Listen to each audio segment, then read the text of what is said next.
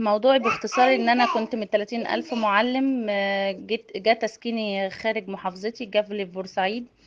آه، اول ما رحت بورسعيد الناس حقيقة مشكورة، قالوا لي روحي دوري على السكن الاول وبعدين هنوزعك على المدرسة، علشان مش كفاية هيبقى عليكي مصاريف السكن، مش هنخليكي تطلعي بتنزلي مواصلات كتير. وفعلا قد كان والناس جابت لي جنب السكن اللي انا اخترته مدرسة قريبة ليا، ولاني كمان بتنقل باولادي، اولادي برضو في المدرسة معايا. اما بقى صدر القرار برجوعنا لمحافظاتنا، رجعت المحافظة بتاعتي، بس للأسف من سوء التوزيع موديني بلد بتبعد عني، بيني وبينها فاصل 10 بلاد.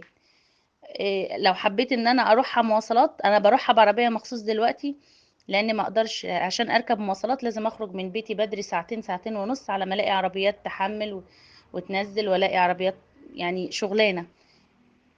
طبعا انا البلد دي ازاي انا ايام الدراسة هتبتدي اهي، مش هقدر ان انا اركب واروح او اخرج من بيتي من 6 صباحا، مش هينفع. فانا بطلب من حضراتكم ان نشوف حل مع الموجهين اللي ماسكين الكلام دوت، ان هم يعملوا سوق التوزيع ده، ويعيدوا ترتيبنا من جديد، كل واحد بالاقرب بلد ليه.